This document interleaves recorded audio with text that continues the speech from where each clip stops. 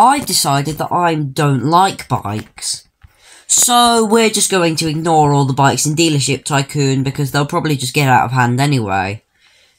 There's still 7 of them I need to review and I'm just not going to. So instead, I thought we could do some important consumer advice in CDT this week.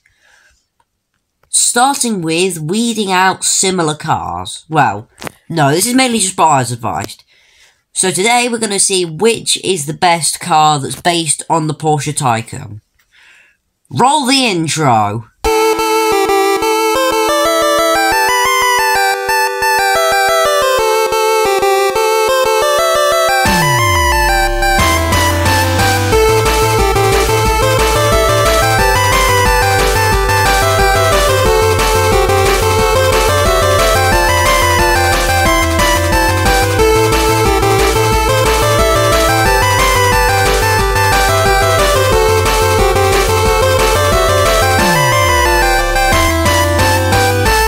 Hello everyone, welcome back to CDT, it is me, Ditto.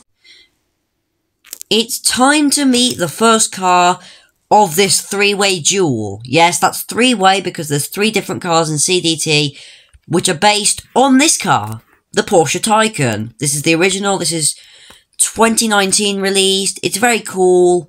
It's a 4-door saloon, which is good. It's electric, which could be good. And it's a Porsche, which tends to be good. Unless it's the 4 cylinders in which... We will come back to that balance issue later. Anyway, the Taycan's a cool car. I actually really like it in real life. They're relatively common, but still cooler than some of the other common Porsches, like the Cayenne and the Macan, which is basically a T-Roc with a Porsche badge. I despise the Porsche Macan. It's a cool thing.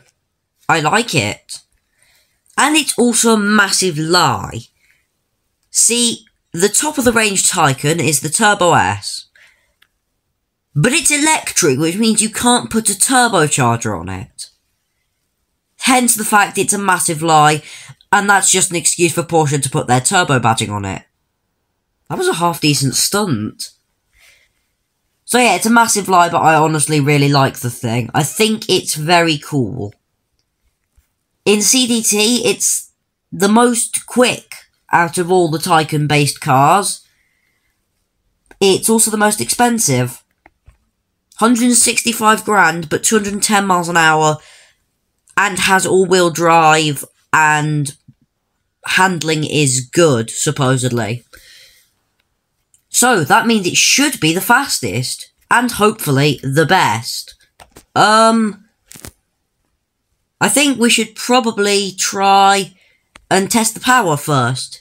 Electric cars are interesting in CDT. We discussed this with the Porsche Mission X. But basically, they've been nerfed to fuck. Seriously. I think one of the biggest victims of this, though, was the Tycoon. Well, let's just say it was far quicker when I got it. Even though it was standard when I got it, it does feel pretty slow compared to some of the stuff I've been driving at the same level. And even slower than that. My Honda NSX could destroy it. And that's the 1990s one. And you know the reason why it's so slow? Because it's an old electric car in CDT. One of the oldest. Which means that it's had to go through multiple nerfs.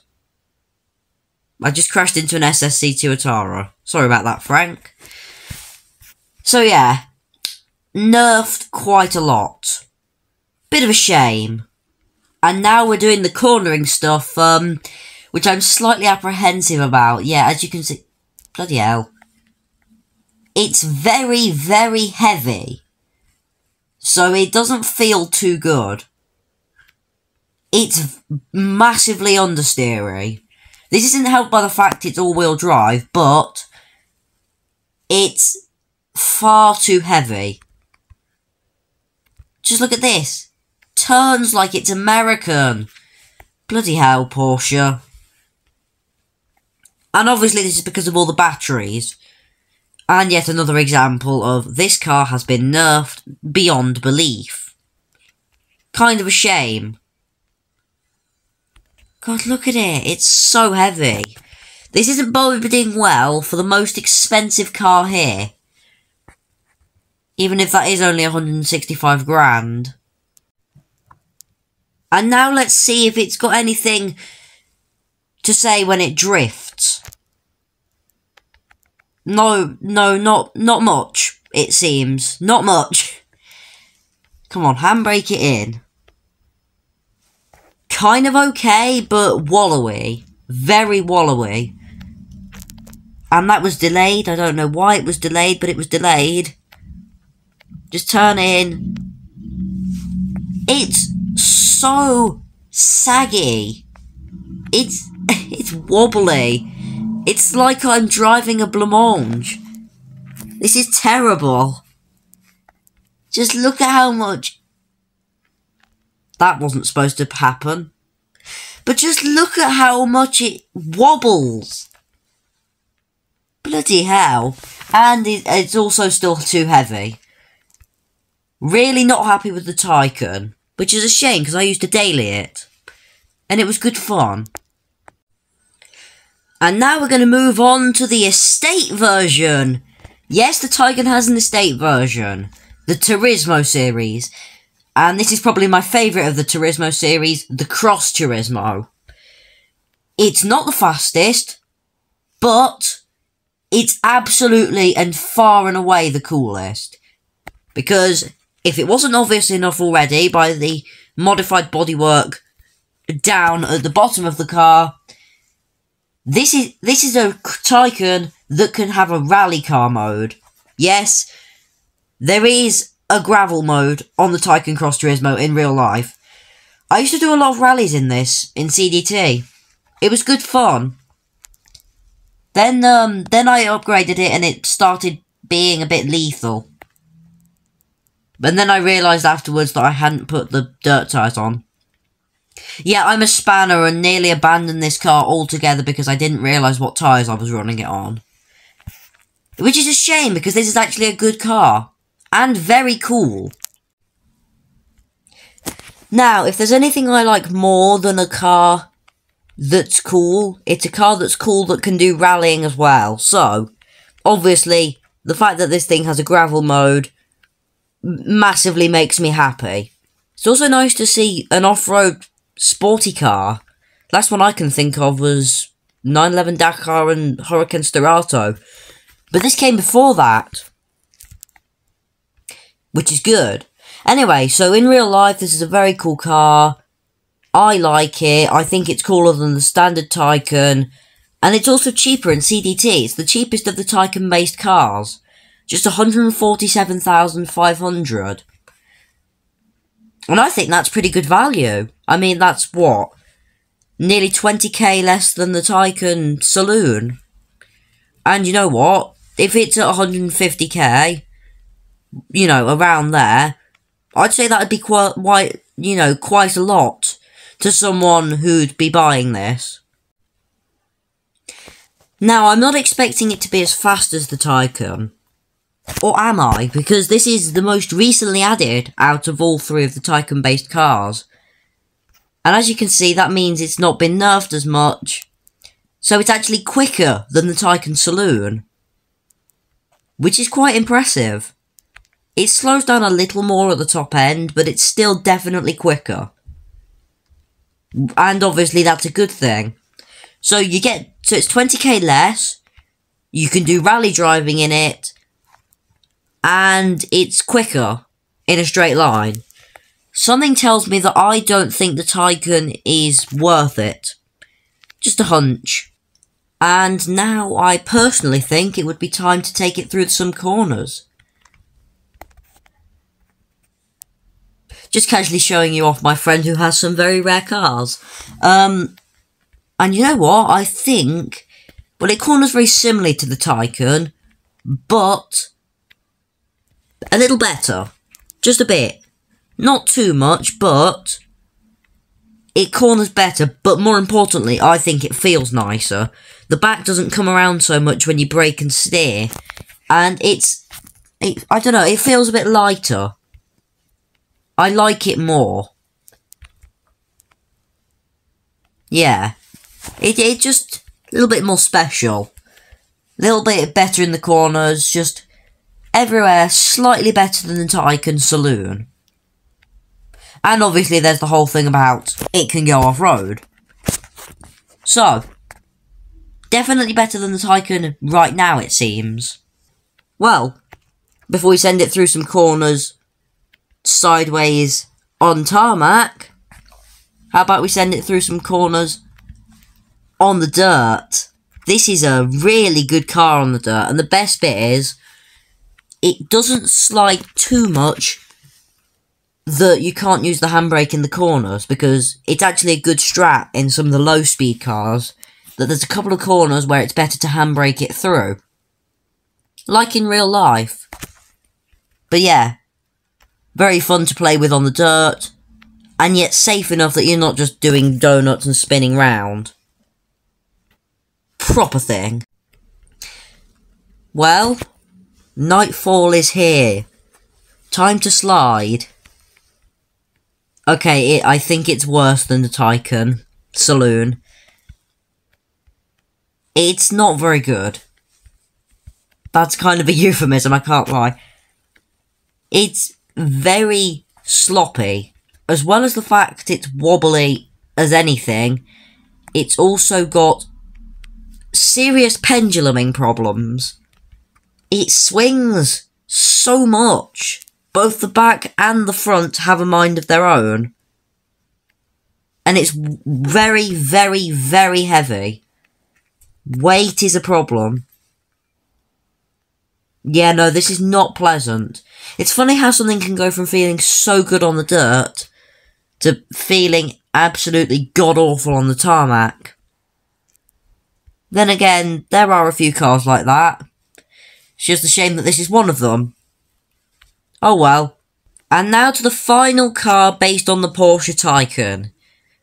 Yeah, thanks to them both being owned by the mighty VW Corp, it's the Audi RS e-tron GT thing.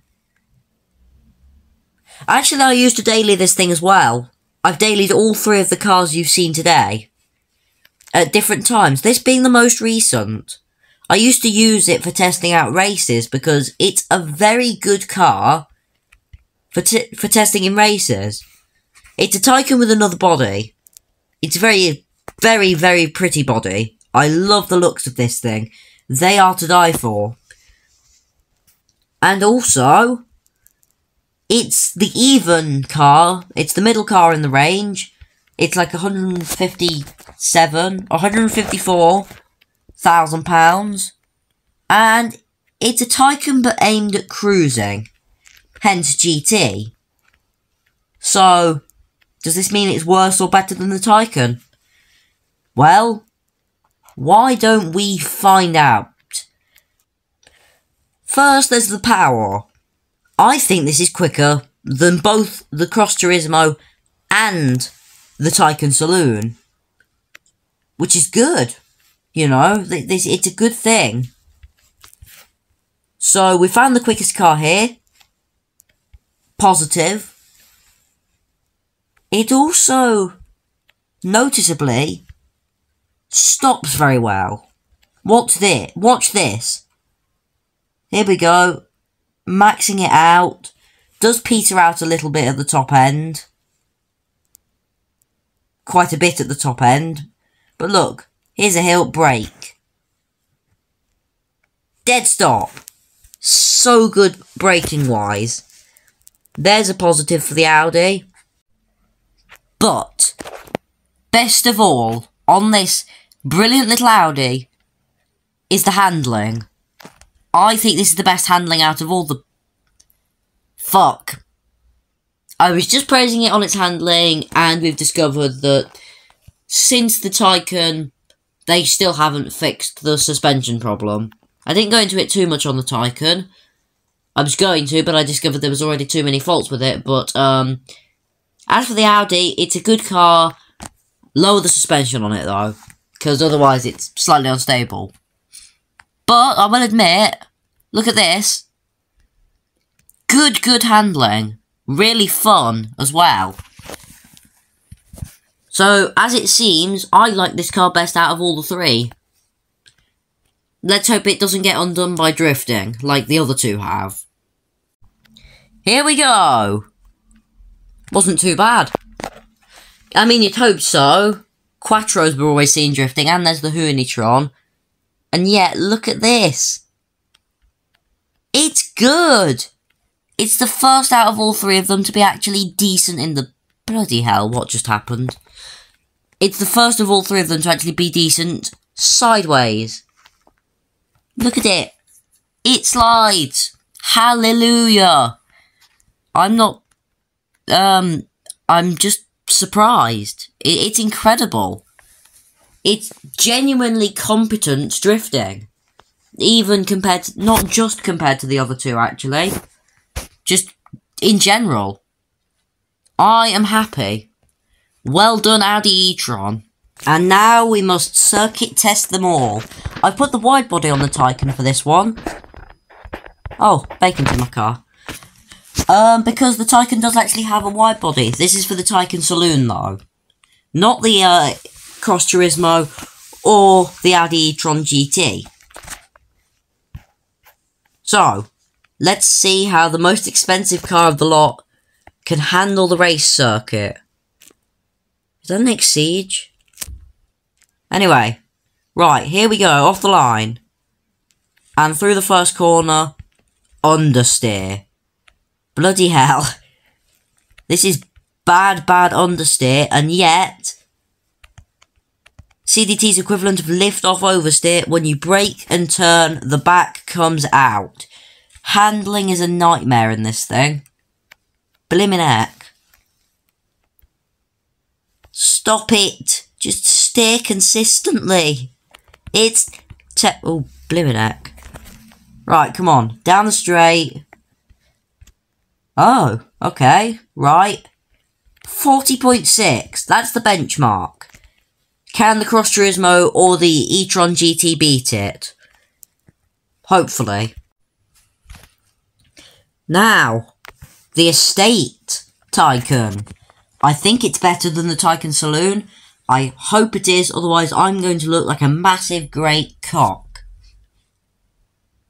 Oh yeah, Frank doesn't know. Anyway.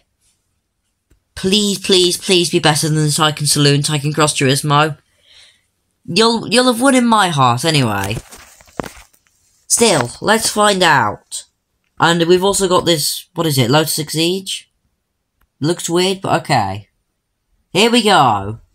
Come on, that's gotta be quicker. Short. Fuck. Okay, handling, it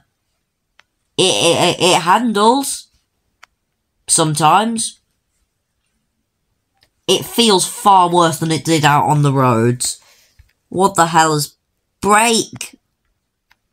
Nearly made it through. Okay, this feels very bloated now. Oh, fuck.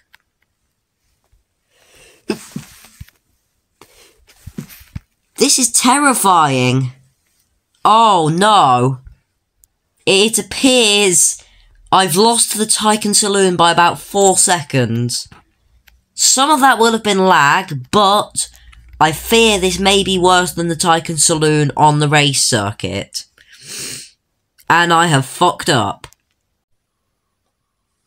Last chance for my dignity to remain. Audi RS e-tron. And Bacon's here in some random Porsche 930 because... Why would you not want to drive a Porsche 930? Please. I am desperately hoping that this e-tron is going to do well. Otherwise, I may be forced to, hide my head in shame. Come on, little e-tron. Off the line. I'm currently being smoked by a 930. Bloody hell. Come on. There's the turning. Good in the turns. He has crashed. And I have not, because I'm a good driver. Sometimes. Look at this! It's actually doing well! And it's also feeling perfectly fine. I like it this way.